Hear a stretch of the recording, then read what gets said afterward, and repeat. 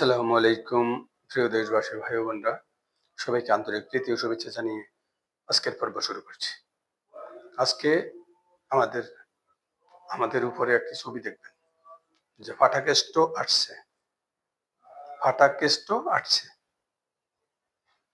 আর ছবিগুলো দেখবেন যে 2024-এ কোন অভ্যুত্থানের সময়ে যেই ছাত্র জনতা যেভাবে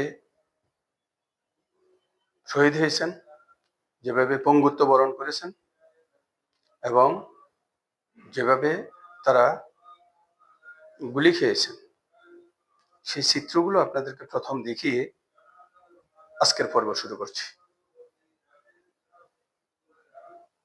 আমরা কত মর্মান্তিক, কত বেদনাদায়ক, আমরা কত ছাত্রকে হারিয়েছি, আমরা কত তরুণকে হারিয়েছি, আমরা ছাত্র জনতাকে হারিয়েছি।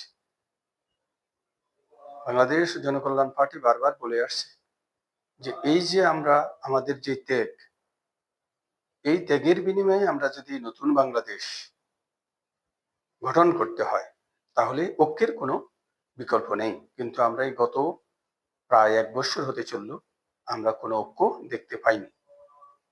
এবং বাংলাদেশ জনকল্যাণ পার্টি যে প্রস্তাবটি দিয়েছিল যে যেহেতু একটি বিপ্লবের মাধ্যমে একটি স্বৈরাচারী সরকারকে হটানো হয়েছে, তাহলে এখানে বিপ্লবী সরকারের প্রয়োজন।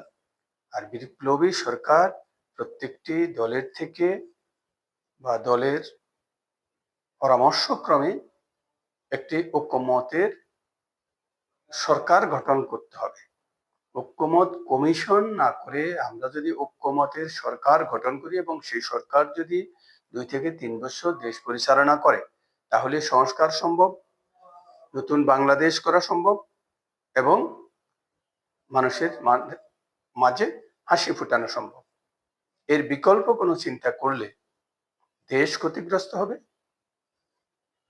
জাতি ক্ষতিগ্রস্ত হবে, রাজনৈতিক দলগুলো ক্ষতিগ্রস্ত হবে এবং বহু ছাত্রছাত্রী ক্ষতিগ্রস্ত হবে। তো সবাইকে বোঝার তৌফিক দান করুন। বাংলাদেশ জনকল্যাণ পার্টির পক্ষ থেকে আবারও আমরা আহ্বান জানাবো যে এখনো সময় আছে, আপনারা বিপ্লবী সরকার গঠনের দিকে এগিয়ে যান। যে জাতীয় নির্বাচন, এই জাতীয় নির্বাচন হবে আরো 2 থেকে 3 বছর পরে। তাহলেই আমরা নতুন বাংলাদেশ গঠন করতে পারব। তো সেখানে বিএনপি একটি বড় দল, তাদের পরামর্শ নিন। জামাত একটি বড় দল, তাদের পরামর্শ নিন। ছোট ছোট হেফাজতে ইসলাম, চরমনাই সহ আরো বিভিন্ন দলের পরামর্শ নিয়ে আপনারা ঐক্যমতের ভিত্তিতে আপনারা একটি বিপ্লবী সরকার গঠন করুন।